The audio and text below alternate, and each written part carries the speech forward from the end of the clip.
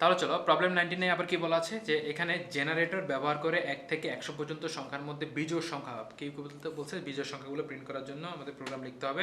তার মানে হচ্ছে জেনারেটরের জন্য হচ্ছে আমরা আমরা 1 থেকে 100 অবধি এত বড় সংখ্যা প্রিন্ট না করে হচ্ছে আমরা 1 থেকে 30 অবধি দেখাই। তোমরা জাস্ট হচ্ছে কোথায় রিপ্লেস করে দিতে হবে সেটা আমি বলে দেবো। 30-এর মানে কোথায় 100 বসাতে হবে কোথায় 30 বসাতে হবে সেটা আমি পরে বলে দিব।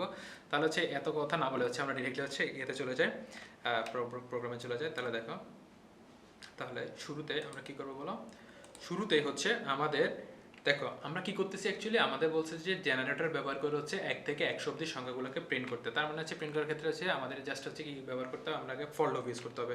তারপর হচ্ছে আমরা ডিরেক্টলি হচ্ছে একটা ফাংশন ব্যবহার করতে হবে আমাদেরকে আগে। তার আগে জেনারেট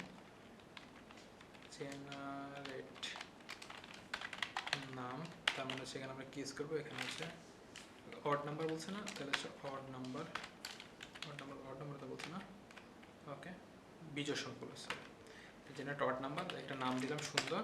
তারপর হচ্ছে আমরা কি লিখবো, for I in R N G I in range আমাদের হচ্ছে বলবো 1 থেকে, আচ্ছা দেখো এখন যদি 100 বলতো তাহলে হচ্ছে আমরা কি লিখতাম, এখানে 100 লিখতাম, ঠিক আছে। তার মানে 100 লিখতে হতো না, 101 লেখা লাগতো, ঠিক আছে, যদি 100 অব্দি প্রিন্ট করতে চাই। এখন হচ্ছে আমরা কি করতেছি, আমরা হচ্ছে অ্যাকচুয়ালি আমরা 30 অব্দি করতে চাই, তার মানে হচ্ছে 31 লিখে দিবি এখানে। তারপর হচ্ছে কি লিখবো এখানে, এখানে জাস্ট কিছু লিখবো না, ইফ আমরা যেহেতু অড নাম্বার বলছে তাহলে আমরা চেক করবো I mod 2 is equal to যদি 1 হয়, ঠিক আছে। তার মানে বাক্সের যদি 1 হয় তাহলে হচ্ছে ইন দ্যাট কেস, অথবা আমরা বলতে পারি এটাকে I mod isn't equal to 0, যদি 0 না হয় তাহলে এটাও করতে পারি, তাহলে সে কী করবে, ইল্ড করবে, সরি ওয়াই এটা বানা হচ্ছে আই ইল্ড, আমাদের কি করবে আয়ের মানটাকে ইল্ড করে দেবে, ঠিক আছে। এটা হচ্ছে তারপর হচ্ছে আমরা কি করতে পারি, এবার হচ্ছে আমরা মেইন ফাংশন থেকে হচ্ছে আমরা এটাকে করতে পারি ফর আই ইন জেনারেট, দেখো কীভাবে করতেছি, জেনারেট অড জেনারেট অড নাম।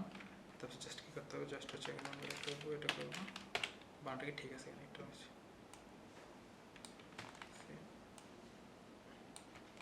ঠিক আছে, ফাইন আছে। তারপর হচ্ছে আমরা কি করলাম, এখানে নিচে আসলাম, নিচে আসার পর হচ্ছে আমরা কি করবো, প্রিন্ট হচ্ছে কি হলো আইটাকে প্রিন্ট করতেছি, জাস্ট ইন্ডিকে দিতেছি একটা স্পেস, হ্যাঁ। তাহলে দেখো এটা কি করতেছে, আমরা এবার এটাকে যদি একটু রান করি, দেখো তাহলে হচ্ছে কি করতেছে, অড নাম্বারগুলো 1 3 5 7 9 11 যে যতগুলো অড নাম্বার আছে সবগুলোকে কি করতেছে এখানে প্রিন্ট করে দিচ্ছে। তুমি চাইলে এখানে একটা প্রিন্ট দিতে পারো যে প্রিন্ট অড নাম্বারস আর, ঠিক আছে, সে কী করবে, সে প্রিন্ট করে দেবে। এখন দেখো যদি 100 অব্দি প্রিন্ট করতে চাই তাহলে কি করতে, এখানে আপনারা কি বসাইতাম, এখানে 100 বসে দিতাম অথবা 101 বসে দিতাম, তাহলে দেখো এই অব্দি বিজয় সংখ্যাগুলোকে শিখ করতেছে, এদিকে প্রিন্ট করে ফেলতেছে, দেখছো। সো তোমরা চাইলে হচ্ছে কি এটা একটা স্ক্রিনশট নিতে পারো।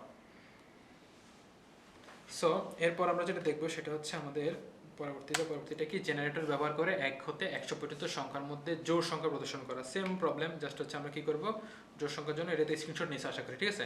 জোড় সংখ্যার জন্য কি করব, just equal to double equal 0 দিয়ে দেবো, ঠিক আছে। তাহলে হচ্ছে কি দেখো, একটা দেখো জোড় সংখ্যাগুলো সে কি, জাস্ট হচ্ছে কি দিবা, এখানে লিখে দেবো যে ইভেন নাম্বারস আর এত, ঠিক আছে। তো এটা হচ্ছে আমাদের কি জেনারেটর ইউজ করে হচ্ছে আমাদের মানে জেনারেটরটা আমরা নিজেরা ডিজাইন করছি অ্যাকচুয়ালি। সো এটা হচ্ছে কি ইভেন নাম্বার প্রিন্ট করার যে প্রোগ্রামটা সেটা, ঠিক আছে, 1 থেকে 100 অব্দি। আশা করি তোমরা বুঝতে পেরেছো।